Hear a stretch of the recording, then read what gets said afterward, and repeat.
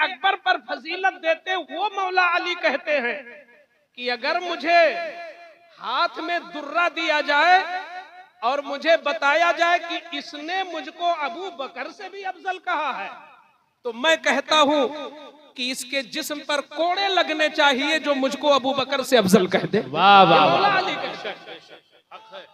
तो जब आखिरी वक्त आया तो अपनी बेटी सैयदा आयशा सिद्दीका को बुलाया। अबू बकर सिद्दीक ने अपनी बेटी आयशा को बुलाया, नबी की महबूब तरीन ज़ौजा। फरमाते हैं, बेटी सरकार का विसाल किस दिन हुआ? हालांकि खुद पता है कब्र में उतारने वाले सिद्दीक अकबर हैं और सबसे पहले सलाम पेश करने वाले सिद्दीक अकबर हैं।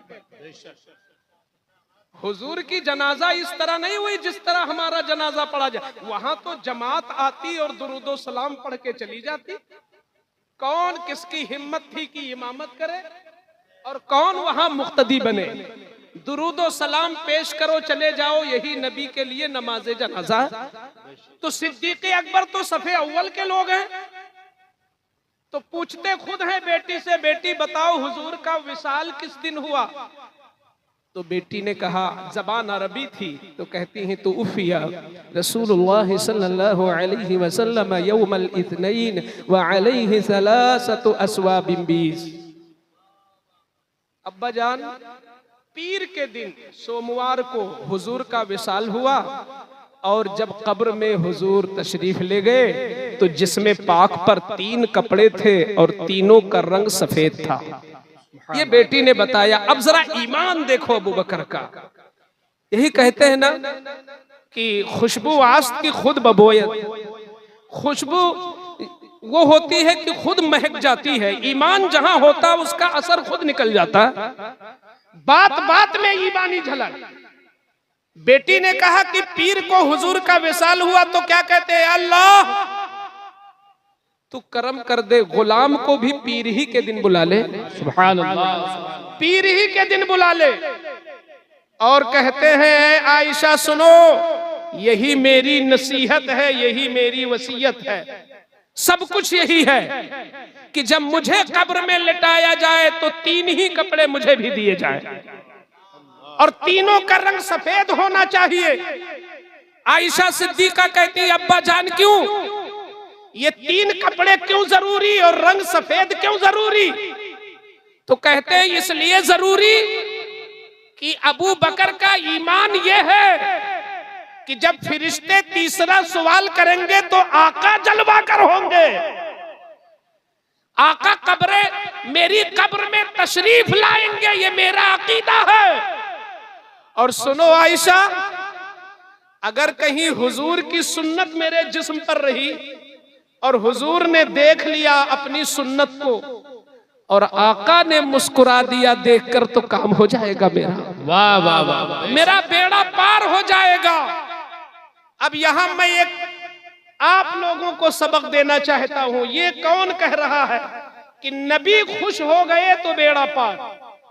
ये कौन कह रहा है? पूरे पलिया नहीं, अरबों अजम के। मैं सहाबा की बात नहीं करता, आज हम जैसे लोगों की हम बात कर रहे हैं। पूरे अरबों अजम के लोगों के सजदों को एक तराजू पे रख दो और सिद्दीक अकबर का वो सजदा, सिद्दीक अकबर का वो सजदा जो सजदा हुजूर मुक्तदी है, सिद्दीक अकबर इमाम है। वाह वाह वाह, उस सजदे को रखो। क्या शान है सजदे सिद्दीकी की। इतना बड़ा नमाजी कि जिसके पीछे इमामुल अंबिया नमाज पढ़ ले। सुभान अल्लाह। और इतना बड़ा सखी, इतना बड़ा सखी कि हम तो 100 रुपया नहीं देते, 10-10 तोड़ा के देते हैं। इतना बड़ा सखी कि जब हुजूर ने दीन के लिए मांगा तो सिद्दीक अकबर ने घर का आधा माल नहीं बल्कि सुई और धागा भी दे दिया।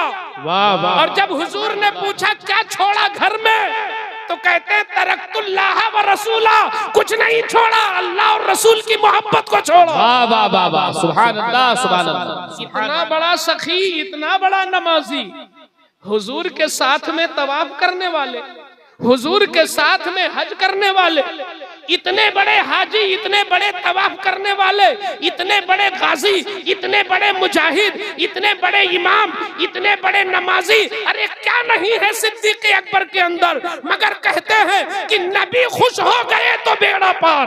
क्या बात है भाई, सुभान अल्लाह। नबी खुश हो गए तो बेड़ा पार। क्या मतलब, हमको नहीं जरूरत है उनकी खुशी की। ऐ पलिया के मुसलमानों, सिद्दीक़ अकबर के ये जुमला हमें झिझोड़ रहा है कि इतना बड़ा नमाजी, इतना बड़ा सहाबी अकीदा ये दे रहा है कि हमें अपने उन नमाजों पर पूरा भरोसा नहीं है, हमें इत्मीनान है नबी की चाहत पर, नबी की रजा पर, नबी की खुशी पर। वो कपड़े का रंग भी सफेद हो ताकि हुजूर की सुन्नत से अलग न हो। क्या ये हमें चैलेंज नहीं करता कि कम से कम हमारा चेहरा हुजूर की तरह हो, हमारे चेहरे पर भी हुजूर की सुन्नत हो ताकि हुजूर मुस्कुरा दे तो हमारा बेड़ा पार। नारे तकबीर, नारे रिसालत, मसलके आला हजरत अल्लामा मुफ्ती शेर मोहम्मद साहब क़िबला। बहुत अच्छे, बहुत अच्छे। आप लोग बोर तो नहीं हो रहे हैं? क्योंकि हम जलसे की रौनक को मिटाने के लिए नहीं आए। शेख सादी अलैहिर्रहमा एक दिन फजर पढ़ के निकले तो एक कारी साहब तिलावत कर रहे थे, तो बड़ी आवाज भी बहुत भोंडी थी और लबो लहजा भी दुरुस्त नहीं था और कवायद भी अच्छे नहीं थे, तजवीद भी सही नहीं थी। तो शेख सादी अलैहिर्रहमा ने पूछा कि कितना पैसा लेंगे बंद करने का? फरमाते कितना पैसा लेंगे बंद करने का? तो उन्होंने कहा क्या मतलब? तो आपने एक शेर कहा, गर बदी नमत कुरान खानी बबुरी रौनके मुसलमानी। अगर तुम इसी तरह कुरान पढ़ते रहे तो वो दिन दूर नहीं कि इस्लाम की रौनक खत्म हो जाएगी। अल्लाह।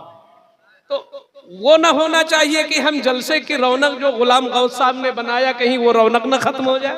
नहीं माशाल्लाह, बहुत अच्छा, बहुत अच्छा, तो शानदार खिताब हो रहा है। मैं ये कहना चाह रहा था कि इस जलसे की खुसूसियत, एक खुसूसियत छूट गई।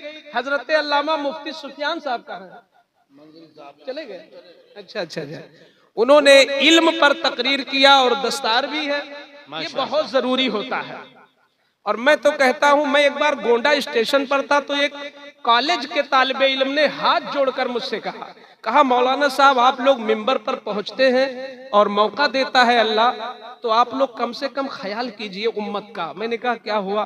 तो वो कहता है कि देखिए हम लोग कॉलेज के तालिबे इल्म हैं, हम जानते हैं कि हमारी पस्ती का, हमारी जो पस्ती है, हम जो नीचे हैं, हमारी जो जुबूहाली है, तो सबसे बड़ी वजह यह है कि हम लोग इल्म में पीछे हैं। तो उस बंदे ने कहा कि आप जब भी तकरीर करें चाहे 1 मिनट ही सही मगर इल्म का जिक्र जरूर करेंगे आप। माशाअल्लाह। अहद लिया था उनसे। तो वो कर्जा अल्लामा सुफियान साहब ने बहुत अच्छे अंदाज में इल्म की फजीलत रखी। तो इल्म की फजीलत का ये मतलब नहीं होता कि हम सुना दें आप सुभान अल्लाह कह दें, ये एहतरामन जरूरी है, मगर सबसे ज्यादा जरूरी है कि उस पर इल्म, उस बयान पर आप अमल करें। अमल का क्या मतलब? ये जितने लोग मिंबर पे बैठे ना, इनका ताल्लुक खिदमत इल्म से है।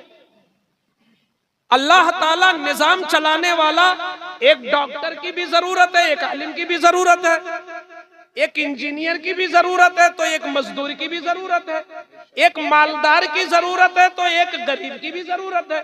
जरूरत सबकी है। वो रिवायत आपको याद होगी ना कि हजरत मूसा अलैहिस्सलाम ने छिपकली के बारे में पूछा, अल्लाह ताला तूने छिपकली को क्यों बनाया? तो अल्लाह ताला ने फरमाया, ऐ मूसा अभी तो थोड़ी देर पहले छिपकली पूछ रही थी कि तूने मूसा को क्यों बनाया। इससे पता चला कि बेकार कोई नहीं है, बेकार कोई नहीं है, मगर जिन बंदों को अल्लाह ने इल्म की खिदमत के लिए चुन लिया है, जिनको अल्लाह ने दीन की खिदमत के लिए चुन लिया है, जिनको अल्लाह ने कुरान की खिदमत के लिए चुन लिया है, वो अपने नसीबे पर नाज करें कि खिदमतें बहुत हैं मगर वो अफजल हैं जिनको अल्लाह ने दीन के लिए चुन लिया है। तो अफजल लोगों की कदर जरूरी है। बाज लोग ऐसा होता है कि घर में जब उनकी नहीं सुनी जाती, रिश्तेदारों में जब उनकी नहीं सुनी जाती, मोहल्ले में जब उन्हें कोई लाइक नहीं करता, तो वो अपना मौजू बना लेते हैं किसी आलिम को और उसके पीछे पड़ जाते हैं। ये गोया हमारी आखिरत खराब होने वाली है। अगर कोई बंदा तुम्हारे, मैं उलमा से गुजारिश करूंगा कि आपके रिश्तेदारों में अगर किसी को ऐसा मर्ज हो कि वो सिर्फ इमाम की गलती ढूंढे, वो सिर्फ किसी हाफिज के पीछे पड़ा हो, वो किसी मदरसा चलाने वाले के पीछे पड़ा हो, अरे क्या क्या हो रहा है दुनिया में तुम्हें कोई खबर नहीं। एक कम से कम कोई मदरसा चला तो रहा इस जमाने में, कोई मस्जिद में 5 वक्त पढ़ा तो रहा इस जमाने में, कोई इस्लाम के शायर को बाकी तो रख रहा है, कोई मिलाद तो पढ़ रहा है, कोई फातिहा तो पढ़ रहा है, कोई जनाजा तो पढ़ रहा है, कोई तुम्हारे बच्चे को औज़ुबिल्लाह बिस्मिल्लाह तो सिखा रहा। क्या यही मिले हैं कि तुम उन पर तीर चलाओ? वो तीर चलाने के लिए नहीं है, वो मोहब्बत करने के लिए है। उलमा मोहब्बत करने के लिए है। ये तुम्हारे बच्चों की आखिरत रोशन करते हैं। अब आपकी जिम्मेदारी है कि आप उनके बच्चों की दुनिया रोशन करें। आप एक इमाम पूरे मोहल्ले के बच्चों का कुरान दुरुस्त करवाता है, उनको नमाज सही बताता है, उनको बुनियादी अकीदा बताता है। एक इमाम एक मकतब में पढ़ाने वाला मौलवी, एक आलिम दीन बच्चों को बताता है कि बेटा नशा न करना, सिखाता ना। जिम्मेदारी बाप की थी मगर इमाम अदा कर रहा है। जिम्मेदारी माँ की थी मगर जो काम माँ का था वो तुम्हारे मकतब का मुदर्रिस कर रहा है। मकतब का मुदर्रिस इसलिए नहीं पैदा हुआ कि महल्ले के बच्चों का नशा छुड़ाए, लेकिन मजाल है हमारे मदरसों में कोई बच्चा सिगरेट पीता हुआ मिल जाए। हालांकि जिम्मेदारी तरबियत माँ की थी, बाप की जिम्मेदारी थी। जो जिम्मेदारी वालिदैन की थी वही जिम्मेदारी ये उलमा पूरी करते हैं। तो जब तुम्हारी जिम्मेदारी का बोझ ये उलमा उठाते हैं तो तुम इनकी छोटी छोटी चीजों को न तलाशो, इनकी खूबियों को तलाशो। एक शेख सादी अल रहमान ने बड़ा अच्छा शेर कहा था, बुलबुला मुज़दए बहार बियार खबरे बद बराए शूम बगुजार। कहते हैं कि जो बुलबुल मिजाज होता है, जिसके मिजाज में बुलबुल का मिजाज होता है वो अच्छाई देखता है, और जिसके मिजाज में उल्लू का मिजाज होता है वो बुराई ढूंढता है। तो कहते हैं कि ऐ बुलबुलो अच्छी खबरें लाके सुनाओ और बुरी खबरें छोड़ दो उल्लू के लिए। तो हम ये चाहिए कि अपनी नजर का हम जाविया बदले। असा अन तकरहू शैअन व हुवा खैरुल लकुम, कुरान कहता है कि कभी कोई चीज तुम्हें बुरी नजर आती है मगर गौर करो तो उसमें भी भलाई होगी। अल्लाह ताला ने हर एक को भला बनाया है। जिस इमाम में तुम्हें कमी नजर आ रही है, कम से कम यही देख लो कि उसका अकीदा मजबूत है, वो सुले कुल्ली नहीं है।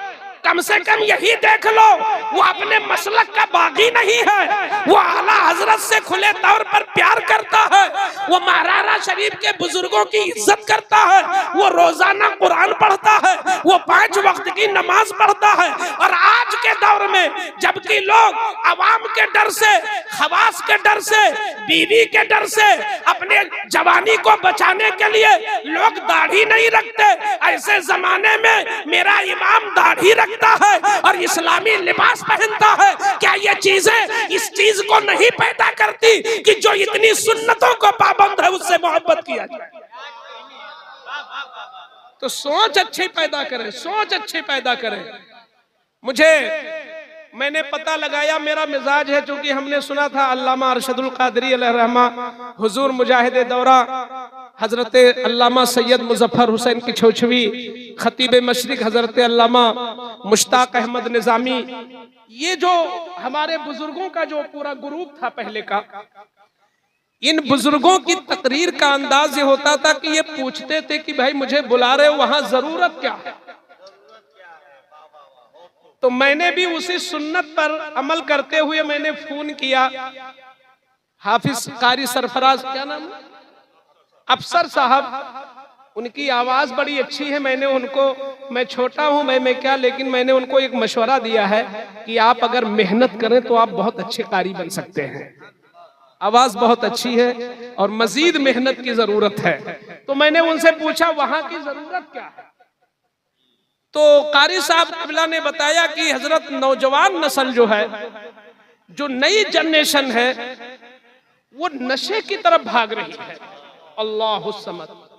मैंने कहा अल्लाह समद, नशा, जो नशे का आदी हो गया वो बर्बाद हो गया, समझ लीजिए। नशा क्या है आप जरा देखें, मशहूर है एक लफ्ज, वो है शराब, और उसी को कुछ लोग कहते हैं दारू।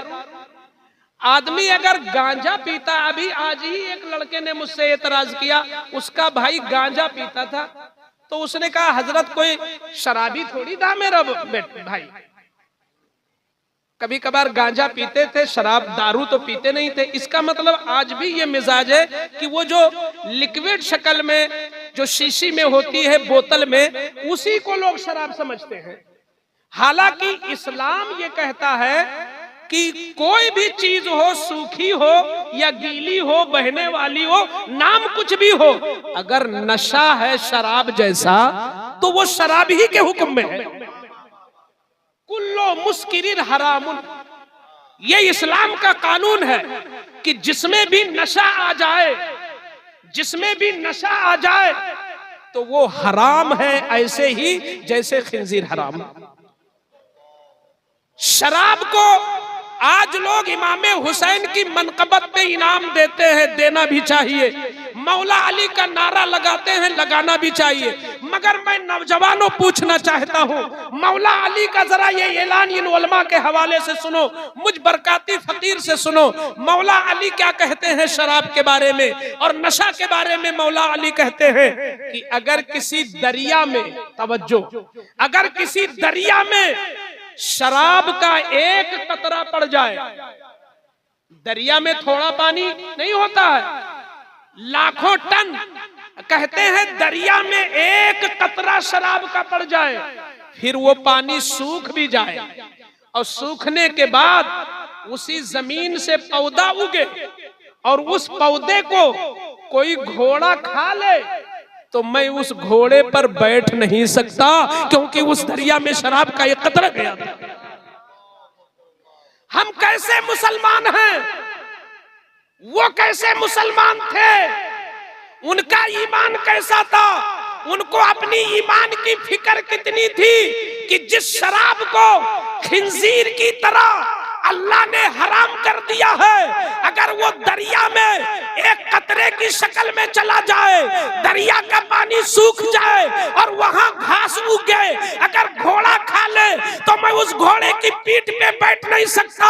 ऐ बलिया के जवानों, क्या तुम्हारा ईमान इजाजत देता है कि उसी शराब को जो खिंजीर की तरह अल्लाह की निगाह में हराम है, तुम उसको अपने गले से उतारोगे और अपनी जबान से उतारोगे, फिर किस मुंह से कलमा पढ़ोगे और किस मुंह से अल्लाह का कुरान पढ़ोगे तुम?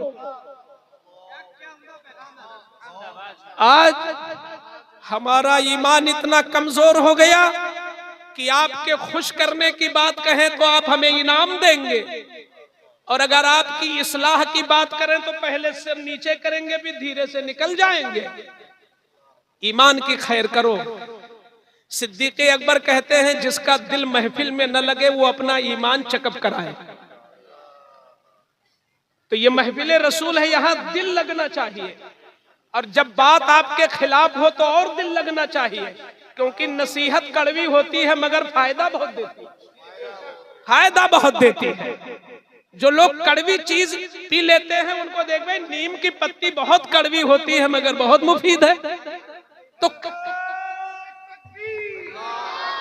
नारा तकबीर, नारा रिसालत, नारा रिसालत, जश्न दस्तारबंदी, उलमाए अहले सुन्नत, उलमाए अहले सुन्नत, नारा तकबीर, नारा रिसालत। मैं 5 मिनट में शराब की हिस्ट्री थोड़ा बताना चाहता हूं कि ये शराब ऐसा था। इस सिलसिले में इस्लाम में जो मैंने मुताला किया तो इस्लाम में शराब पहले जायज थी। ये तो इस्लाम रहमत बनकर आया ना, जिसने हर बुराई को खत्म कर दिया।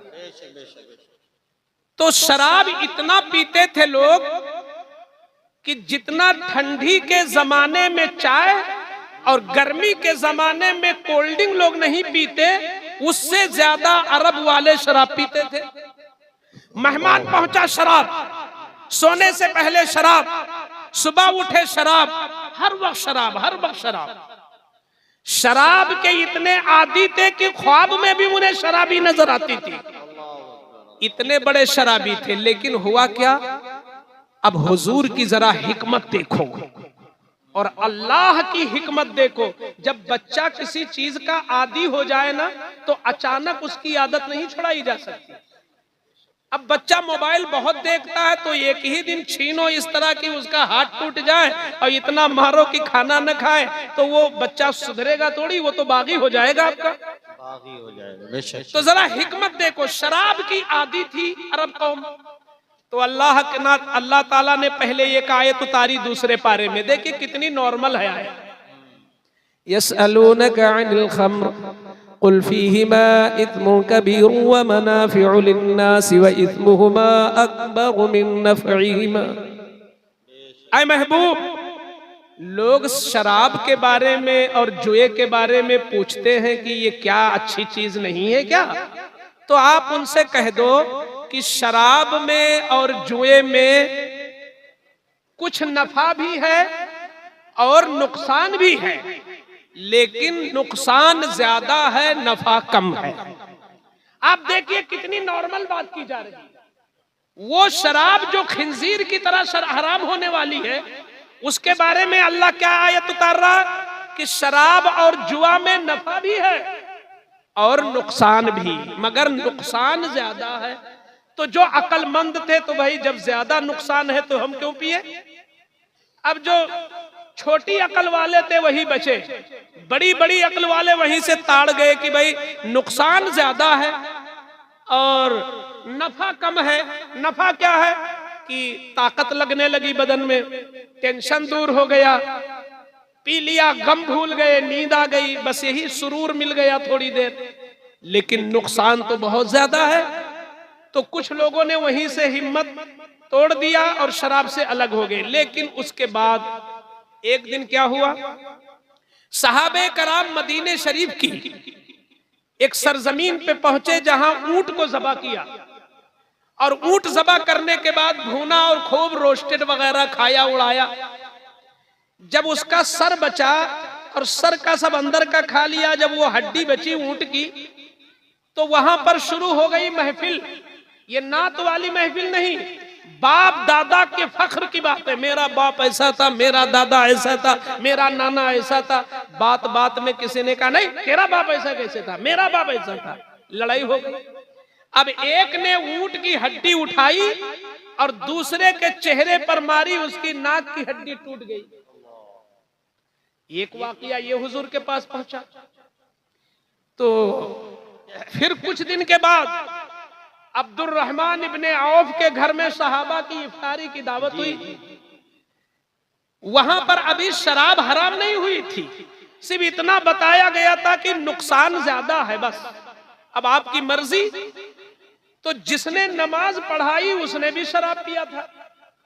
अब जैसे नियत बांधा अल्हम्दु के बाद जैसे शुरू किया कुल या अय्युहल काफिरून, तो इस तरह पढ़ा कुल या अय्युहल काफिरून।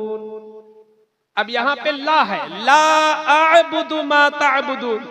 तो इसका मतलब यह है कि ऐ महबूब आप इन काफिरों से कहो कि ऐ काफिरों, जिसको तुम पूजते हो हम मुसलमान उसको नहीं पूजते हैं। तुम दरिया को पूजते हो लेकिन हम मुसलमान दरिया जारी करने वाले खुदा को पूजते हैं। फर्क इतना है। ला अअबुदु मा तअबुदून, तुम पत्थर को पूजते हो, हम लोग थोड़ा बदल देते हैं, जिसने पत्थर को पैदा किया उस खालिक को पूजते हैं। ला आबुदु मा ताबुदून, हम नहीं वो पूजते हैं जो तुम पूजते हो। लेकिन शराब का नशा था उनके दिमाग पर, तो उन्होंने ला छोड़ दिया। अल्लाह समद, ला जब छोड़ दोगे यहां पर तो इतना गलत माना होगा, इतना गलत होगा, इतना गलत होगा कि मुसलमान होगा तो काफिर हो जाएगा अगर ला छोड़ दिया। क्योंकि अब जस्ट माना बदल गया कि जो तुम पूजते हो माजल्ला वही हम भी पूजते हैं, अब ये माना हो। तो जब एक साहब ने पढ़ दिया, उन्हीं का घर था, उन्हीं के घर में इफ्तारी, उन्हीं के घर में दावत, तो हुजूर को खबर पहुंची अल्लाह के रसूल फला ने आज ला छोड़ दिया।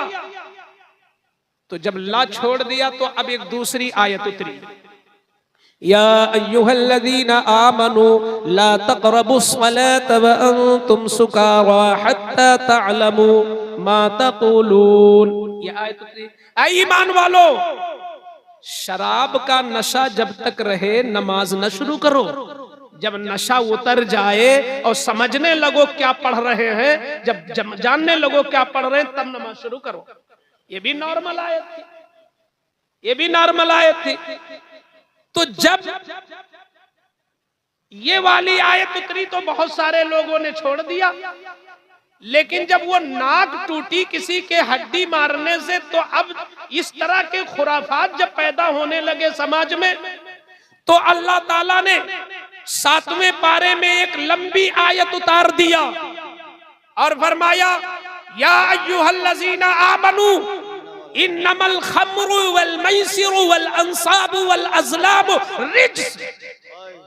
ईमान वालों सुनो, शराब, जुआ, बुत पासा, जुए का तीर, ये सारी चीजें नापाक हैं, नापाक।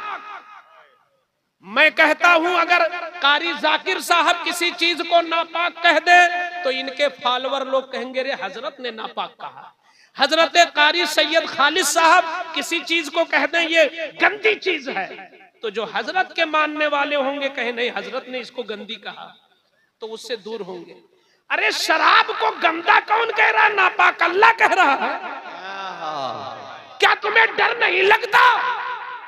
जिस चीज को अल्लाह ने नापाक कहा, और उलमा कहते हैं कि बुत के साथ शराब का जिक्र है, बुत के साथ शराब को जिक्र किया, जुए को बुत के साथ जिक्र किया, तो इसका मतलब यह है कि अल्लाहु समद जैसे बुत का पुजारी अल्लाह की निगाह में मलऊन है, ऐसे नशा करने वाला भी अल्लाह की निगाह में मलऊन है।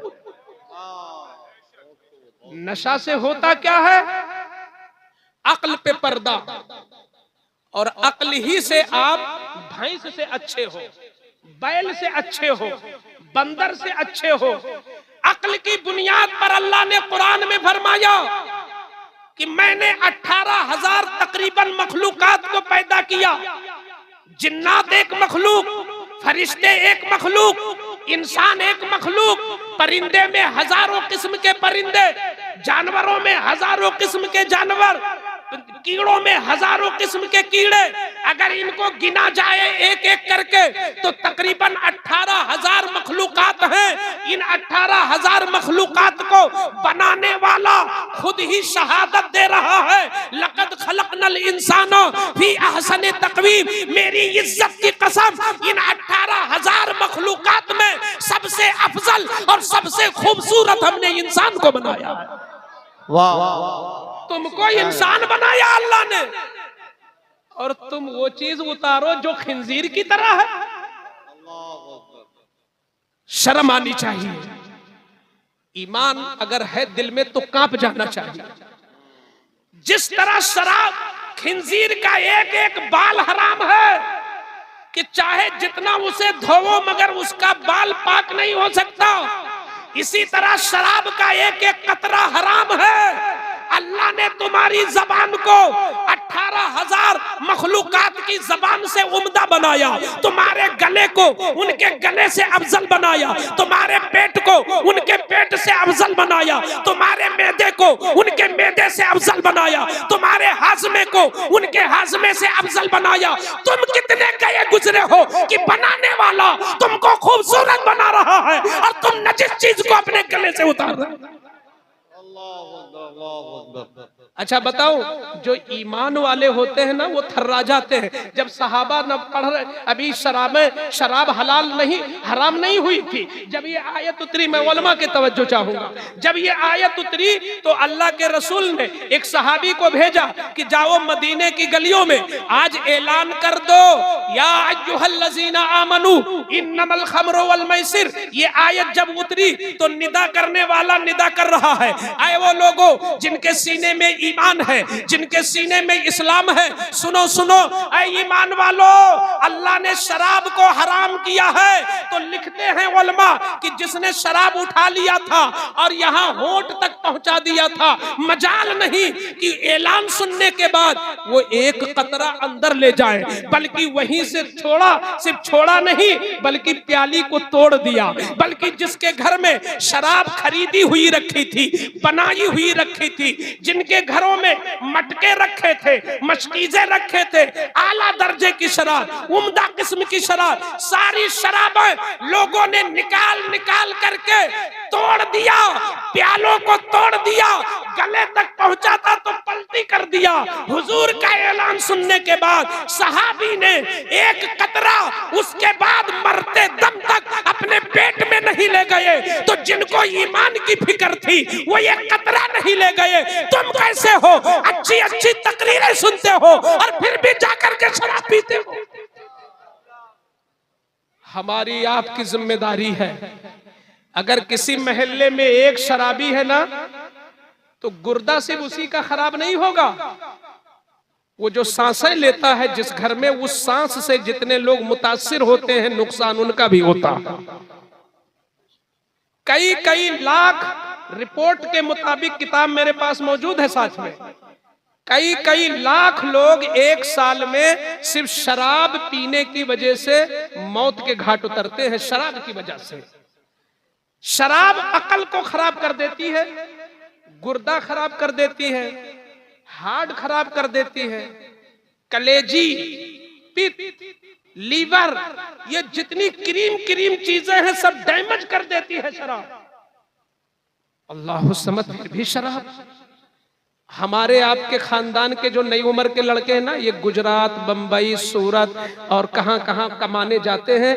उलमा की जिम्मेदारी है और उनके गार्जियन की जिम्मेदारी है कि ऐसे बच्चों पे नजर रखें, कहीं ऐसा तो नहीं कि ये लत उन पे लग गई हो। लोग पीते हैं, कभी बियर के नाम पे, कभी गांजा के नाम पे, कभी किसी नाम पर, किसी नाम पर। शराब जो पीता है तो इसको हुजूर ने कहा है कि ये उम्मुल खबाइस है। उम्मुल खबाइस का मतलब गुनाह अलग है और गुनाह की जड़ होना अलग बात है। शराब गुनाह की जड़ है। एक हदीस सिर्फ सुनाऊंगा फिर मैं दूसरी तरफ आ रहा हूं। शराब गुनाह की जड़ कैसे है? तो हुजूर सल्लल्लाहु अलैहि वसल्लम,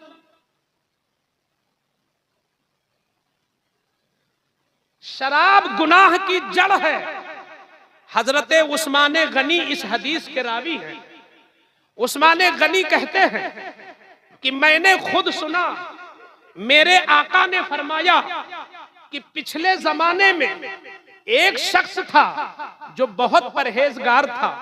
इतना परहेजगार था कि उसने मोहल्ले से अपना घर हटा लिया और जाकर के जंगल में बना लिया ताकि कोई उसकी इबादत में खलल न डाले, ताकि कोई उसका वक्त खराब न करे, ताकि कोई बुरी बात उससे न कर सके, चुगली और वगैरह से वो बच सके। उसने मोहल्ले से घर हटा दिया, जंगली एरिया में चला गया। लेकिन उसी मोहल्ले में एक फाहिशा औरत थी जिसकी नजर ये थी कि जो बहुत परहेजगार बनता होगा मैं उसी को खराब करूंगी। उसने ये नियत कर लिया था। तो सुना कि मोहल्ले के फला साहब चले गए हैं जंगल में अपना ईमान बचाने के लिए, ठीक है मैं कोई तदबीर करती हूँ और इनको मैं बर्बाद करती हूँ। तो उसने अपनी नौकरानी को भेजा और कहा जाओ वो बूढ़े मियाँ से कह दो कि तुमको अल्लाह ने बड़ी इज्जत दी है, लोग तुम्हारी बातों को बहुत तस्लीम करते हैं, मुझ पर गलत मुकदमा हो गया है और मुझको फंसाया जा रहा है, वो आकर के मेरे मुआफिक गवाही दे दे ताकि मैं जुल्म से बच जाऊं, मैं जुल्म से बच जाऊं। वो अल्लाह वाले थे, उन्होंने सोचा किसी को जुल्म से छुड़ाना ये उम्रा से अफजल है, ये रातों रात इबादत से अफजल है, चलूं उस मजलूमा को जुल्म से बचा लूं। हजरत तशरीफ लाए, लेकिन उस औरत की नीयत बहुत गलत थी। उसने अपनी खादिमा को कह रखा था कि जब वो अंदर दाखिल हो तो दरवाजा अंदर से बंद कर देना, फिर मैं कोई तदबीर निकालती हूँ। खादिमा ने उसकी नसीहत के मुताबिक दरवाजा अंदर से बंद कर दिया। वो फाहिशा औरत पहले खुद सज गई और सजने के बाद एक खूबसूरत बच्चा अपनी गोद में लेके बैठ गई, बगल में शराब का मिटका रख दिया। जब हजरत तशरीफ लाए तो उसने कहा सुनिए, मुकदमा कोई नहीं है, ना कहीं गवाही देना है, आपको 3 कामों में से एक काम करना है। तो हजरत के पहलों तरे जमीन खिसक गई, या अल्लाह ये क्या हुआ। कहा 3 काम है, एक कर लो, या तो मेरे साथ मुंह काला कर लो, और या तो ये खूबसूरत बच्चा जो है इसका गला दबा दो, मर जाए ये, और या तो तीसरे नंबर पर ये शराब का प्याला रखा है, इसको पी लो। अगर इन तीनों में से कोई एक नहीं किया तो फिर तुम वापस नहीं जा सकते हो, इंतजाम कर लिया हूं तुम्हारी मौत का। अब चूंकि उलमा है, मैं बता दूं ये कानून, इस्लाम का कानून यह है कि 2 मुसीबतों में जब बंदा घिर जाए कि ये या ये 2 में से एक करना ही पड़ेगा, तो जो छोटी मुसीबत हो उसको कबूल कर लेना चाहिए, क्योंकि जान बचाना फर्ज है। अगर जान की वजह से 2 गुनाह करना पड़े तो अब बंदा चुन ले कि कौन छोटा गुनाह है, उसी को कर ले, बाद में तौबा कर ले। तो हजरत ने वही कानून लागू किया कि यहाँ 3 गुनाह हैं, जिना करना, बच्चे को कत्ल करना और शराब पीना। तो पहले सोचा जिना करना ये तो बहुत गलत बात है, ये जिसके साथ मैं जिना करूंगा ये किसी की बेटी होगी, किसी की बहन होगी, किसी की माँ बनेगी। तो बहरहाल जब अपनी माँ से जिना नहीं तो दूसरी की माँ की कैसे जिना, ये तो बहुत गलत बात है। बल्कि हुजूर की हदीस पाक है कि जब बंदा जिना करता है तो उस वक्त उसके सीने से ईमान निकल जाता है, जिना की हालत में वो ईमान से महरूम रहता है। कहीं उसी हालत में मौत हो गई तब। तो उन्होंने कहा जिना तो भाई नहीं करना मुझे। अब रहा इस बच्चे को मारना, तो कुरान में आया है एक जान को मारना गोया पूरी इंसानियत को मारना है। बेकसूर किसी एक जान को मारना पूरी कायनात को मारना है, इतना बड़ा गुनाह। तो उन्होंने कहा भाई जान को भी नहीं मारना है, ठीक है शराब पी लूं, है तो गुनाह, मगर 40 दिन तक मेरे पेट में ये रहेगा असर, 40 दिन तक मेरी दुआ कबूल नहीं होगी, लेकिन फिर बाद में तौबा कर लूंगा। तो उन्होंने सोचा लाओ शराब पी लूं, जान बचा लो। मैंने कहा था कि शराब गुनाहों की जड़ है, जड़। अब देखो गुनाहों की जड़ जरा देखो। उन्होंने जब शराब पिया तो पहली बार आज शराब पिया, शराब का नशा जब उनकी अक्ल पर छाया, अक्ल पे पर्दा पड़ा, अब उन्हें कुछ नहीं सूझा मैं कौन हूं, मैं क्या कर रहा हूं, ये कौन है। शराब के नशे में उस औरत के साथ जिना भी कर डाला और शराब के नशे में उस छोटे से बच्चे का गला भी दबा डाला। हुजूर ने फरमाया था कि शराब गुनाहों की जड़ है। दुनिया इधर से उधर हो सकती है, हुजूर की बोली गलत नहीं हो सकती। गुनाह की जड़ है। जो बंदा शराबी होगा, ये बरकाती फकीर सरकारे अहसनुल उलमा का खादिम, मैं पूरे वसूख के साथ कहता हूं, जो लड़के आज के समाज में, आज के मुआशरे में जो शराबी हैं, वो ना बाप की इज्जत करते हैं, ना अपनी माँ की इज्जत करते हैं, और अगर शादी हो गई तो अपनी बीवी का हक भी नहीं अदा करते। अगर औलाद वाले हैं तो उनकी औलादें भी बेकार हो। नारे तकबीर। हाथ उठा के बोले नारे तकबीर, नारे रिसालत, नारे रिसालत।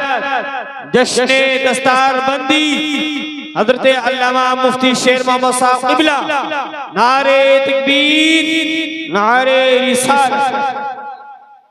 आप देखेंगे कि ये गुनाह की जड़ है। जो लड़का शराबी होगा वो बाप की इज्जत कर नहीं सकता। भाई वो तो शराब में मस्त है, उसकी कोई दुनिया नहीं। शराब पिए टेंशन। अच्छा, जब शराबी होते हैं लड़के तो जुआ भी खेलते हैं, जुआ भी खेलते हैं। और ऐसे ही लोग सूद और ब्याज का कारोबार भी बाद में शुरू करते हैं। उनको चाहिए रोजाना शराब, वो खेलेंगे जुआ। तो अब उनके पास मामला यह है कि पैसा हो चाहे जैसा हो। आज हमारे समाज में कुछ लोग इस जुए के भी आदी हो गए हैं। मैं उनसे कहना चाहूंगा, लोगों, जुआ का मामला इतना सख्त है, इतना सख्त है। सिर्फ एक हदीस सुनाऊंगा जुए के बारे में, सिर्फ एक हदीस। आकाए करीम सल्लल्लाहु ताला अलैहि वसल्लम इरशाद फरमाते हैं, अल्लाहु समान, मोमिन को तो लरज। आज तो कारोबार ही जुए का। कुछ लोग तो सूदी कारोबार ही कर रहे हैं। भाई 10 लाख रुपया रख लिया, आप 1 लाख ले जा रहे हैं, 1 महीने के बाद वापस करेंगे। आपको 1,05,000 वापस करना होगा। आपको 2,10,000 वापस करना। तो 2 लाख तो ले लिया, ये 10,000 कैसा? ये सूद है, ये सूद है। सूद का कारोबार करने वाला रसूलुल्लाह फरमाते हैं कि जैसे कोई बंदा मक्का जाकर काबा शरीफ के पास अपनी मां के साथ जिना करे, उससे भी बदतर है सूद की कमाई खाना। सूद से तौबा कर लो, वरना तुम्हारी इबादत भी रायगा हो जाएगी और उसकी नहूसत से तुम्हारा ईमान भी जा सकता। तो हम लोग कमेटियां जैसे बनाते ना, पता लगाओ। अगर आपके पूरे मोहल्ले में कोई लड़का शराब पीता है तो वक्त है, उसके लिए रास्ते हैं। जो शराब के वो अड्डे खुले हुए ना, वो शराब मुक्त, जहां पे उनका नशा छुड़वाया जाता है, ऐसी जगहों पर उन बच्चों को डाल भी सकते हो। 6 महीना, साल भर पैसे खर्च होंगे, लेकिन वहां से उनका नशा, उनके नशे की आदत छुड़ाई जा सकती है। ये काम कौन करेगा भाई? मिल्लत का काम करना। मसलके आला हजरत यही तो है कि हर जाविये से कौम का दर्द आपके अंदर होना चाहिए। अगर बच्चा शराबी है, जब तक शराब पीना नहीं बंद करेगा वो माँ की इज्जत कर ही नहीं सकता। अब उसके सामने हम उलमा की तकरीरें बेकार, उनके सामने इन शोरा की नातें बेकार। जो शराब का आदी हो गया, नशे का आदी हो गया, जब तक वो आदतें बद नहीं छूटेगी, कोई जज्बे खैर उसके अंदर पैदा हो ही नहीं सकता। हालांकि मेरे आका सल्लल्लाहु अलैहि वसल्लम ने माँ की इज्जत अल्लाहु समद किस तरह किया, मैं एक हदीस करके अपनी मुकम्मल बात करता हूँ। माँ की इज्जत मेरे हुजूर ने किस तरह, मैं दुआ करता हूँ अल्लाह ताला हम सबों को उसी तरह माँ की इज्जत की तौफीक अता फरमा। हाय हाय, क्या क्या मेरे आका ने कैसी इज्जत किया माँ। जब गज़वे हुनैन से वापस हुए तो रास्ते में एक मकाम पड़ता है जिइर्राना। जिइर्राना के मकाम पर रसूल अरबी सल्लल्लाहु अलैहि वसल्लम जो गनीमत का माल था उसको बांटने लगे। सहाबा वहां पर बैठ गए चारों तरफ से, लो तुम अपना हिस्सा लो, लो तुम अपना हिस्सा लो, लो तुम अपना हिस्सा लो। ये हुजूर बांट रहे हैं, हुजूर दे रहे, सहाबा ले रहे हैं। आला हजरत ने उस मंजर को देखा तो बरेली से पुकार उठे, कौन देता है? देने को मुंह चाहिए, देने वाला है सच्चा हमारा नबी। हुजूर दे रहे, सहाबा ले रहे, हुजूर बांट रहे, सहाबा ले रहे। इतने में मैं हदीस पढ़ता हूं, जरा देखें हदीस के अल्फाज सुन ले ताकि आपके कानों से अल्फाजे रसूल टकरा जाए। रस घोलते हुए अल्फाज मेरे आका के। कहते सहाबी कहते रअयतु नबिय सल्लल्लाहु अलैहि वसल्लम युक़स्सिमु लहमन बिल जिराना इज़ अक़बलत इम्रअतुन इला नबी सल्लल्लाहु अलैहि वसल्लम फ़क़ाम नबी सल्लल्लाहु अलैहि वसल्लम फ़बसत लहा रिदाअ फ़जलसत इलैहि क़ालू मन हिया क़ाल हिया उम्मी लती अर्ज़अतनी। कहो सब लोग सुभान अल्लाह। नबी की हदीस में सब लोग कहे सुभान अल्लाह। सहाबी कहते हैं मेरी आंखों ने देखा कि हुजूर जब माले गनीमत बांट रहे थे तो एक औरत आ गई, एक बूढ़ी औरत आ गई। जैसे ही मेरे आका की निगाह पड़ी तो मेरे आका उस औरत को देखकर खड़े हो गए। उस औरत को देखकर खड़े हो। अच्छा, जिस बूढ़ी के लिए हुजूर खड़े हो गए, जिस बूढ़ी के लिए हुजूर खड़े हो गए तो समझो सारी कायनात खड़ी हो गई। 1,24,000 नबी सब खड़े हो गए गोया। जिसके लिए अक्सा का इमाम खड़ा हो जाए तो अक्सा के मुक्तदी भी खड़े हो गए ना, सारे लोग खड़े हो गए, सब खड़े हो गए। जब वो औरत आ गई तो मेरे आका ने अपनी चादर ऐसे उतारी और चादर उतारने के बाद वहीं पर बिछा दिया और कहा कि आप बैठे मैं खड़ा हूं, आप बैठे मैं खड़ा हूं। वो बैठ गई, हुजूर खड़े रहे। जब थोड़ी देर बैठी रही वो अपने फिर जाने लगी। जब वो चली गई तब हुजूर बैठे। अब एक सहाबी ने हिम्मत करके पूछा या रसूल अल्लाह मन हिया, ये औरत कौन थी जिनके लिए आप जैसा पैगंबर खड़ा हो गया? या रसूल अल्लाह आपकी शान हम लोग जानते हैं, आपके लिए तो चांद भी 2 हिस्सों में बंटता है, सूरज भी पलटता है। या रसूल अल्लाह आप किसके लिए खड़े हो गए, ये कौन थी? तो आका ने फरमाया अरे इनको नहीं पहचानते, इनको नहीं पहचानते, हिया उम्मी लती अर्ज़अतनी, ये मेरी वो माँ है जिन्होंने मुझे दूध पिलाया था। वाह वाह वाह। यानी कौन है? दाई हलीमा। ये कौन है? दाई हलीमा। अच्छा, उलमा से मैं पूछूंगा दाई हलीमा का एहसान है क्या नबी पर कि उन्होंने दूध पिलाया, या नबी का एहसान है कि उन्होंने दूध कबूल फरमाया? नबी का। मेरे नबी का एहसान है कि दूध कबूल फरमाया। क्यों? इसलिए कि हिस्ट्री पढ़ लो, जितनी औरतों ने औरों को दूध पिलाया था उन औरतों का ना नाम जिंदा ना खानदान जिंदा। वाह वाह वाह वाह वाह वाह वाह वाह वाह। कोई नहीं जानता, किसी को कोई नहीं जानता। या रसूल अल्लाह तुम कैसे जिंदा हो कि तुमने जिसका पिस्तान छू लिया, जिसका दूध कबूल कर लिया, आज मिंबरों पर उस हलीमा का नाम जिंदा है, शोरा के लबों पर हलीमा का नाम जिंदा है, खतीबों की जबान पर शोरा का नाम जिंदा है। तुम कैसे जिंदा हो? तुम ऐसे जिंदा हो कि जिसका दूध पी लिया कयामत तक वो हलीमा जबानों पे जिंदा हो गई, किताबों में जिंदा हो गई, हिस्ट्री में जिंदा हो गई, तारीख में जिंदा। तो मैं तो कहता हूं ये हलीमा का एहसान नहीं, मेरे नबी का एहसान है कि दूध कबूल कर लिया।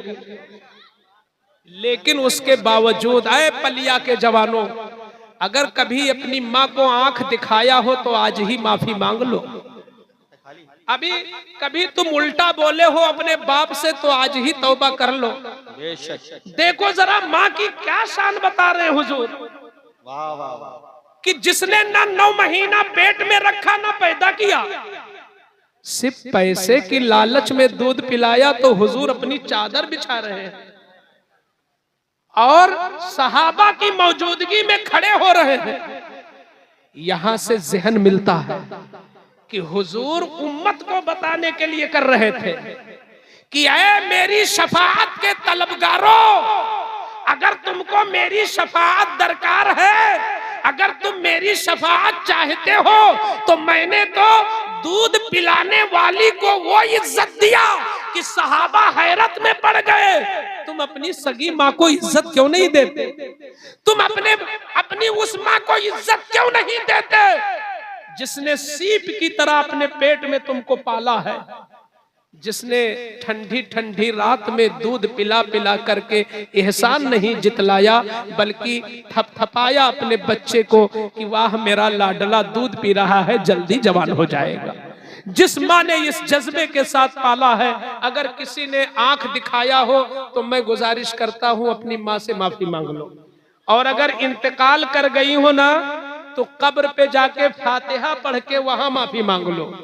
इंशाअल्लाह अल्लाह ताला बरोज़े क़यामत आपको माफ कर देगा। आप अपने घरों का माहौल इस्लामी बनाइए। मैं तकरीर खत्म कर रहा हूं। अब तकरीर मेरी खत्म हो गई, बस दो एक बातें ये की कि बहुत जरूरत है दीन की बहुत जरूरत है। सिर्फ जबानों पे दीन न रखो, अपने घर में दीन लाओ, घर में दीन लाओ। अपने बच्चों से मोबाइल कैसे छुड़ाओगे ये तरकीब आपको सीखना है, लेकिन छुड़ाना जरूर है, छुड़ाना जरूर है। जिस तरह शराब छुड़ाना है ऐसे मोबाइल की लत भी छुड़ाना है। ये माँ बाप की जिम्मेदारी है। अपने बच्चों से मोबाइल कम करो।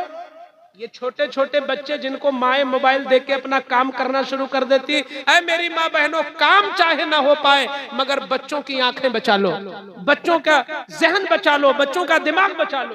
अपने घर में दीन लाओ, अपने घर में दीन लाओ। और सबके घर में शुरुआत दीनदारी से होना चाहिए।